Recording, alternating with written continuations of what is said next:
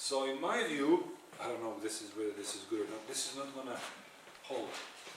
In my view, and I'm more or less certain, I guess I've given you some examples, this liberal system is an extremely fragile system simply because in assuming that by balkanizing or by Yugoslavizing, if you wish, the society, by adding more outgroups from different parts of the world, from different parts of the planet into a host country,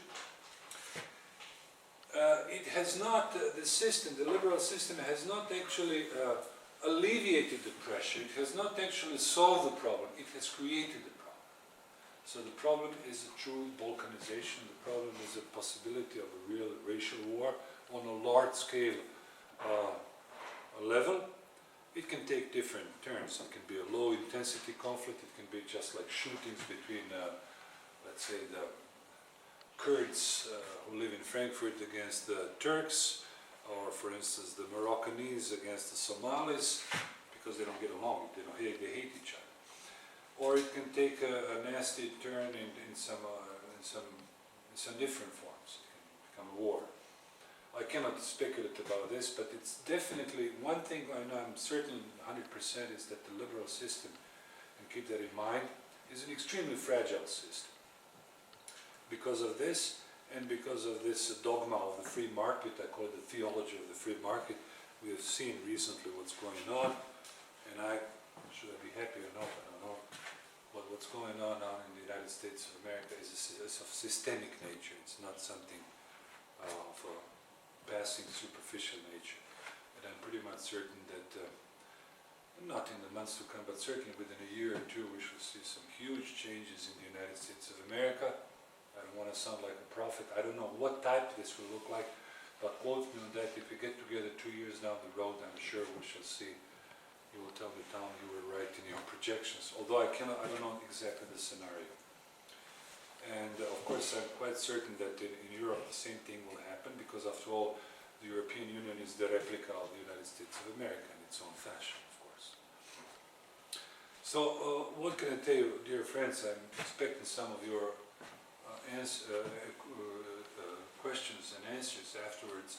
First, I don't want to sound apologetic, but I must admit I've tossed too many subjects at you at once that need a little bit, that need some in-depth analysis, each of them.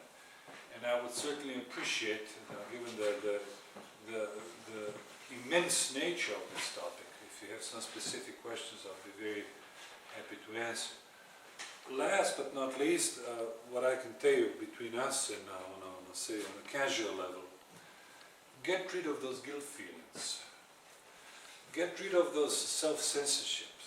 Those guilt feelings, unfortunately, they can be traced to Christianity, and I don't want to turn you off and I don't want to put you off, but I think most of our problems that we are dealing with can also be traced back to Christianity and to this turn my other cheek. When you get a hit on one side and turn another cheek. So basically this is also an imposed identity on us that we should probably be dealing with. I'm not going to suggest to you that you should abandon Christianity, but I guess one way or another, again an example, you see, it's just like a Pandora box. We often attack the liberal and the leftists for bringing the foreigners into this country. Well, Jesus, believe it or not, Jesus, in New Mexico, the Catholic Church all over the United States of America is in the forefront of protecting the right of illegal and even criminal, workers coming from Mexico. Do you understand what I'm saying? Same thing in France. I don't know if you're familiar. In France, even in some basilicas, you sometimes have Muslims, illegal immigrants who live there, who are being fed. Well, take a walk in Rome and St. Peter's Square, and you will see that most of those seminarians, or 1/3% of them are non-Europeans to start with. So yes, despite the fact that some of you may get angry at me, the fact of the matter is that the Catholic Church, or for that matter, at least some portions of the Catholic clergy, have played a very negative, miscegenating role in bringing those people here, in quote-unquote helping them out. So, in my conclusion, I would like to say, be proud of what you are, be proud of your inborn identity, In other words, forget about identity, use the word awareness, specifically be proud of your European racial and cultural awareness. Well, thank you for your attention, and I'm expecting your questions now. Thanks, folks.